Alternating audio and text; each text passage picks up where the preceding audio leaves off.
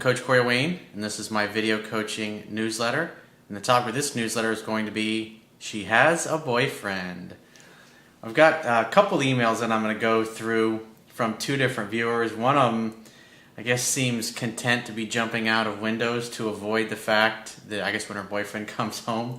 I don't know why some guys would want to do something like that, but I guess the pussy's good. So before we get into it, I got a quote that I wrote that I'd like to share with you.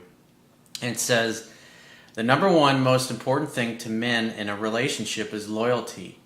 Women who habitually cheat on their boyfriends or husbands with you are not good relationship material. Commitments, loyalty, and being faithful mean nothing to them. When they are unhappy, they simply will look for other men to hook up with instead of working to resolve the problems in their relationship. If you believe a cheater will be different and not cheat on you, then you are simply deluding yourself. They may remain faithful when they are 100% happy, but as soon as they become unhappy, they will start looking outside of your relationship for fulfillment." So let's jump right into the first guy's email. He says, "Hey Coach, I've watched many of your videos and recently purchased your book. They have been great sources of information. I've been looking for some guidance in a position I found myself in.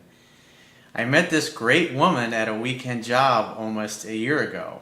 The first time I saw her, I felt this intense attraction on a level I had never experienced in my 39 years on this planet. It's pretty tough to resist those kinds of feelings, and when you become overwhelmed with that emotion and that kind of level of attraction and chemistry, because I found in my life it's very rare. And for me, my experience since I was in my teenage years, every 3 to 5 years, someone like that comes along and just, God, it's more than just physical beauty and physical attractiveness, because there's a lot of really physically beautiful women in this world, but very few women have that effect on you, and also there's a mutual connection. That's part of what makes those moments so magical and special, is the other person is feeling the same thing. Because at the end of the day, that's what we all want. We want someone who wants us as much as we want them. And when we see them displaying those habits or those traits, it makes them more attractive to us. He says, I felt there was some mutual attraction as well, but there were two problems. First, I was not available. And second, I do not like to fool around with coworkers. Far too often I have seen it create drama within the workplace when things go bad. It's definitely true. That's a double-edged sword when you start messing around with a coworker, especially if you get involved with somebody that's immature, or they can't handle it, or things don't work out and you break up with them and they become bitter. It can be an unpleasant environment to work with them if you have to see them every day. So before you get involved with a coworker, think about it. She would come to talk to me often, and pretty soon I started seeing major signs of interest from her. She initiated physical contact with me. She would compliment me, usually my intelligence or whatever shirt I was wearing. I may not be sure of many things with her, but we had this chemistry between us. On my end, it was nothing I had felt before. The signs I saw from her were pretty strong as well. One time I kissed her on the neck, meaning to kiss her cheek. The moment my lips touched her, she broke out in a sweat and her face turned all red. I think she likes it. She smiled and I started talking to her about something going on, and she was all tongue-tied. Definitely sounds like she was nervous. Definitely sounds like she's definitely into you. She does public speaking, and here she was unable to spit a sentence out. There were numerous times I caught her off guard, and she would get kind of nervous and occasionally unable to speak. Some time had passed, and this continued on. She would float out a big sign, and I wouldn't respond, and she would get cold for a while. Looking back, I should have told her my situation. Things kind of got better, and I figured she lost interest in me. No more cold moments. And one night, she asked for my number, and I really had to think about it if I wanted to give it to her. I told her I was busy and to come see me later. She came back a couple of times, and finally she got real frustrated and said, "Look, we need to talk. Give me your number." I simply held out my hand, gesturing in a minute. She took off in a huff, and I gave her my number at the end of the shift. She called me the next day, and it was just random BS for the most part, no talk. She said, now that we have each other's contact info, we should hang out. That's also another trait that I noticed about women that tend to cheat on guys, is they tend, is like, because I had a woman that I dated years ago that was like this. She was very aggressive, and a woman who used to work for me actually worked with this girl years before at Hooters, and one of the things that she told me that obviously was a major red flag is that when she worked at Hooters with this girl, is that she was very manipulative, and when she liked one guy, if he was the girlfriend of, or the boyfriend of one of the girls that she worked with, it's like she didn't fucking care. If she wanted a guy, she would use one dude to get to his friend. It's like it just didn't matter. She was kind of ruthless like that. And that was the thing that I noticed when I met this girl. She was with another dude that I used to work with years before, and she's like, "Oh, I have to give you my number," and I just said, I'm not gonna call you. It's like, you're with so and so, and she says, "Well, give me your card." And so I gave her my card, and not only that, but she ended up getting the business card of one of the other guys that worked for me, because obviously she found him attractive as well.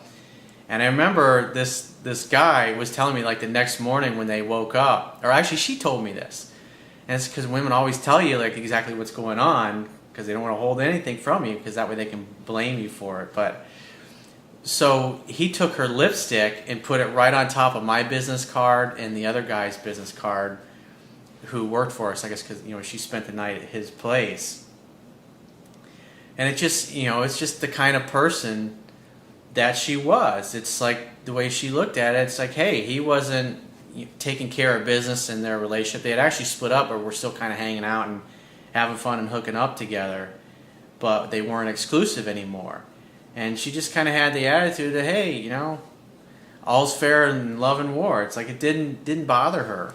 And like later on in the relationship, a couple of years later, when things weren't going well, I mean, it was literally like within 2 weeks of her telling me I was hoping to get engaged soon. She wanted to get married. She didn't like the fact, because I was looking for a new house at the time.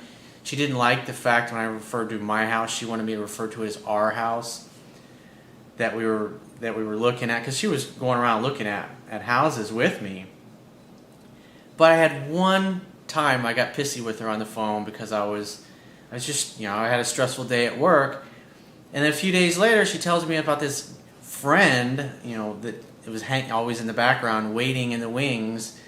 He was one of the two nice guys that he was just too nice, wasn't getting anywhere with. He was kind of the friend, but she's out having drinks with him and talking about our relationship and getting advice. He's like, "Oh, don't break up with Corey." And I was just thinking, man, it's like taking into account what this friend of mine who used to work with her years ago at Hooters told me about her, and what I had seen when I was dating her and she was still dating the other guy that I used to work with years before. And then this shit, it's just like I never trusted her after that. And that's just the way she is. She's just a devious person by nature. And it's like, just like I said in the quote, loyalty is the most important thing to men in a relationship. And it's like, when you feel that and you sense that and you see those things, it's like you're never going to feel comfortable trusting her.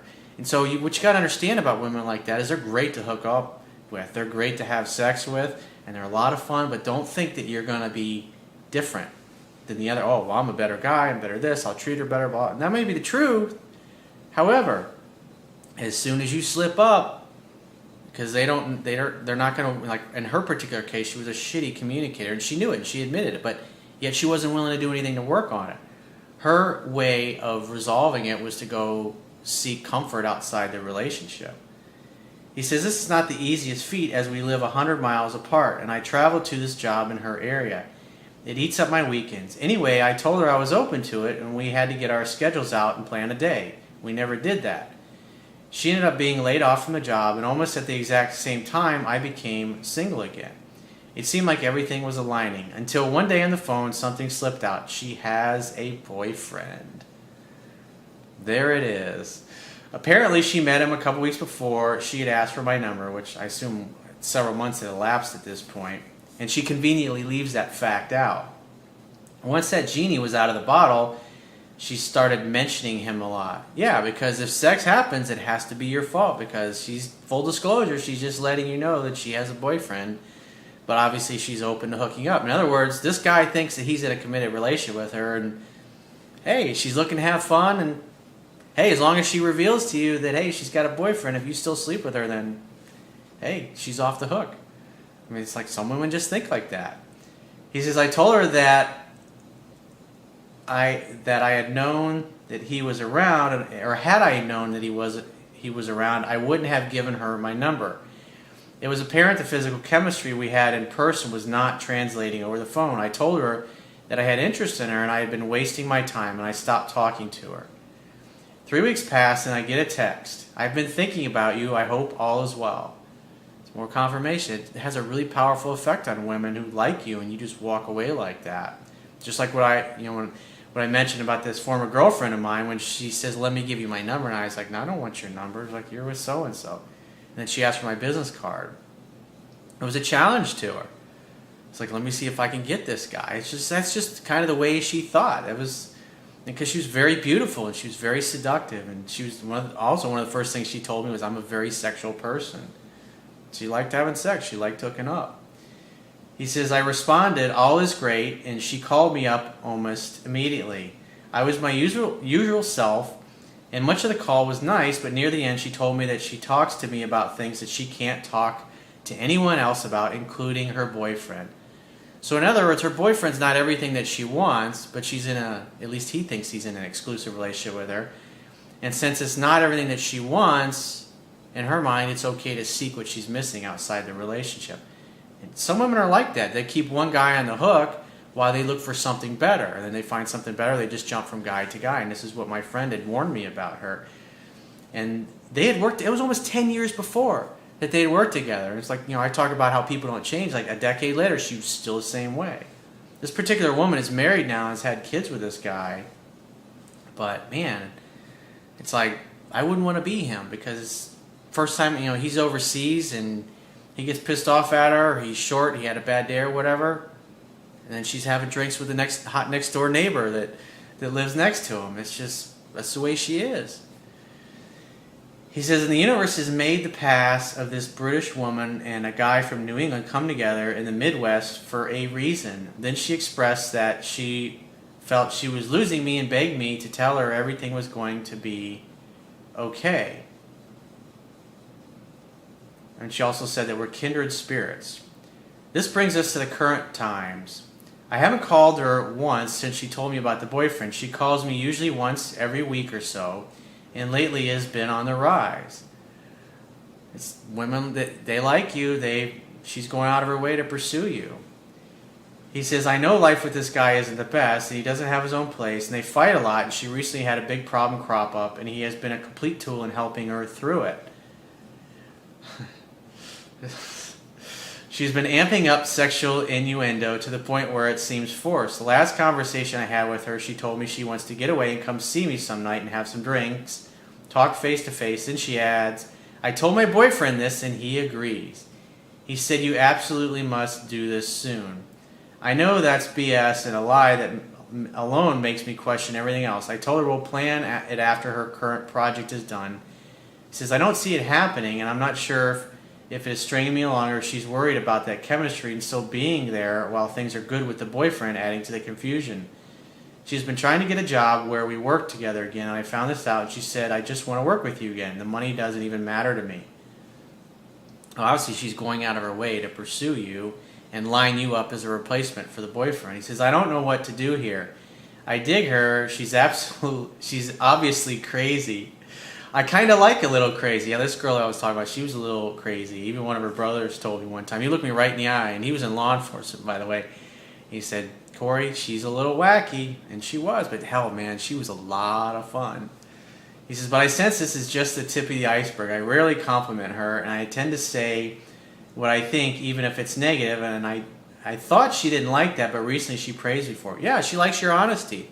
It's one of the things that women like about guys, a guy who can just say whatever's on his mind and not give a shit of how it's received. And if it's not received well, it's like, hey, next. Is this where I step back and let her miss me again? Stop answering her calls. I know my initial shot was back when I wasn't available, and now I feel like I'm on the back burner. Is she keeping me warm, figuring this guy isn't going to work out? Well, what you got to understand, dude, is that if you get involved with this girl and you get into a relationship with her, you just got to understand is this is exactly how she's going to interact with other men when things aren't going well with the two of you. And so the question is, do you really want to sleep with one eye open the rest of your life? I think not. It's just a bad way to go. But if you're just looking to hook up and get laid, then by all means, go for it, dude. Invite her over. Just say, well, when are you coming to see me? And invite her over. It's that simple. I mean, she's doing all the pursuing, so I wouldn't do anything. When she reaches out to you, invite her to come over and hang out, have fun, and hook up, and keep it simple like that. But don't bullshit yourself into thinking you'll be different and, oh, this is meant to be. Because I felt that way, too. Because there was an intense attraction between us. Even on the first night we met, it was just like, I was young at the time, and I didn't know any better. I hadn't been in a situation like this before. And I really wanted this girl, and she really wanted me. But there was this other guy. And that's just how women like this operate. So they're great for fuck buddies, sex playmates, friends with benefits. Have an open relationship with her, but don't get involved with her in any kind of exclusive relationship because she just is incapable of that. She's incapable of being loyal. So let's get in the next guy's email. He says, hey, Corey, judging from the title of my email, you probably see some neediness coming out. And like most of your clients, I hit rock bottom when a girl I fell head over heels with wanted to break it off. It was especially difficult for me since I was slightly depressed before I met her and she really rocked my world. She loved many things about my personality that I always considered idiosyncratic. She loved me for me and I felt that classic feeling of completeness. Here's the deal, dude. What you got to understand is attraction is not a choice. Women either like you or they don't. And if a woman has a high level of attraction to you from the get-go, she's going to find reasons to like all of your weird idiosyncrasies and your weird habits just because nature's already taken care of that. And that's an important thing to understand. And it's like too many guys get hung up on women that aren't reciprocating any kind of interest. They pursue that person thinking that they can convince them because you see that shit in the movies all the time. He says, after reading your book a few times, I realized that depending on others' approval is completely unacceptable for my own well-being. This state of mind probably came from my past. I was a fat kid my whole life, and the insecurities that came from that are obvious, and the way that I was raised didn't exactly help. But the good news is I have lost about 100 pounds, and I feel and look great. That's awesome, dude. Good for you. Good for the fact that you loved yourself enough to say, I fucking had enough of being the fat kid and I'm going to do something about it. I mean, I weigh 155, 160 now, and when I was in my late 20s, I got up to 190. I mean, I had like no neck. I got a picture in one of the articles I wrote years ago that actually shows me with like no neck. I mean, I was like thick all over. I wasn't fat, but I was almost like a size 34 waist, and I was just really unhealthy at the time. It was just because of the diet that I was eating. He said that girl came into my life at work, and even though she had a boyfriend, we built a pretty good connection, and I naively grew smitten with her. It's a bad way to go, my friend. She had a strong attraction for me, and we eventually started banging like rabbits. It's like, yeah, like once you get a taste of that, it's like fucking crack, dude. It's like it's hard to turn it down. He says she even broke up with her boyfriend to be with me. During our short-lived relationship, I let her say I love you first, and I really let her call all the shots when it came to the feelings. Well, that's good. So far. I fell so deeply in love with her when she told me how she felt. I grew attached and insecure to the point where she eventually wanted to go back to her ex-boyfriend. Yeah, basically what happened was she loved you for you, and you ignored the fact that she was there just because you were awesome in her eyes. You didn't have to do anything other than be yourself. But where you started to go wrong was all your fears, it's like the fat kid fears, if you will, came out.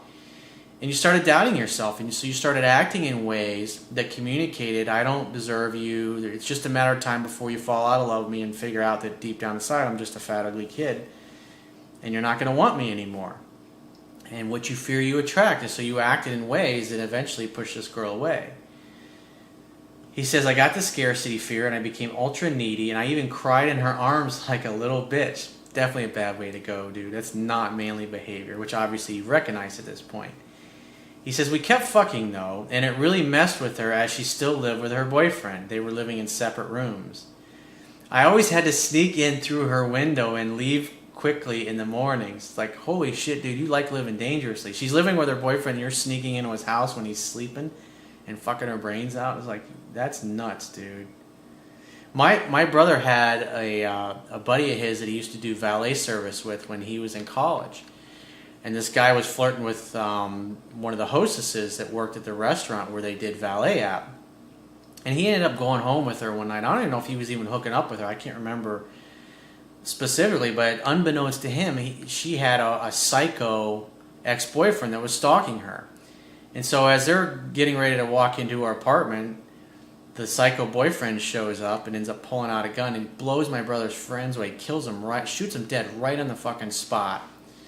And then he looks at her and he says, see what you made me do? And then the guy points the gun on, turns the gun on himself and fucking blows his brains out right in front of her. Obviously, my brother's 19, 20 years old and he hears this story about what happened. And he's like, that's pretty shocking. So it's like, it's just better not to get involved with chicks that got dudes or husbands because you never know when the dude's going to come after your ass with a shotgun. It's just, it's better to be safe than sorry in those situations. He says, meanwhile, the girl I fell for has been getting a hold of me 1 month after I told her I wasn't interested in being friends. She drives by my house a lot because she works near my house. She sent me a few texts saying that she almost stopped by a few times. She says she misses me, but she always finishes her sentences referring to me as her friend. She says, for example, I miss you, friend, in her text, obviously. It's like a dagger being shoved right into my heart. I'm trying not to overthink it since she's been saying that since we were fucking like rabbits. We met up at school a few days ago and we talked a bit, and I don't feel great about the encounter because I think I behaved a bit too friendly and made it seem like I didn't have a lot going on in my life besides fantasy football. I asked her if she would like to drink some wine at my place in a few days, and she said yes, but it wasn't a definite time and place. And he says, fuck. Now I feel like I may have to firm up plans. Well, that's why you got to make definite plans, because again, you're afraid of being firm about it, but the key is that when she says, I don't know, I got to get back to you, just say nonchalantly, great, well, when you figure out your schedule, get in touch with me and we'll plan something then. And say 3 or 4 days go by in the future, just make a date with her then. Assume that when she reaches out to you, she's checked her schedule, and then you just get right into it. So what'd you figure out? When are you available? And if she still is like, oh, I don't know, but I wanted to chat with you, and it's like, well, hey, I'm really jammed up right now, I'm real busy, but I definitely want to see you. Figure out your schedule and get back to me, and we'll plan something then. I got to run. So it's make a date, make definite plans, and if she can't do it, withdraw the offer and tell her to call you later when she figures it out. And you keep giving her that response, and one of two things will happen. She'll either make definite plans with you, or she'll stop calling you. And that way you don't have to worry about calling her with a definite maybe date, because that's just a bad way to go. He says, I was thinking about texting her in a few hours before I get off work on the day that we're supposed to meet up. I would definitely not do that. That's weak, because more than likely if you do that, I'm pretty sure she'll cancel on you or some BS shit will come up. He says, I was thinking about saying, I can't wait to see that pretty face tonight, or I'm totally stoked to hang out with your sexy ass tonight. What do you think? I would do nothing. She hasn't firmed up plans, so the way you should proceed is as if you don't have a date. And go and do something else. And if she happens to call you, just say, oh, I didn't hear back from you, so I made other plans, but let's definitely get together. When are you free? And then make plans in, because that will communicate to her that you're not sitting around waiting on her, and it will also communicate scarcity as far as your time is concerned with her.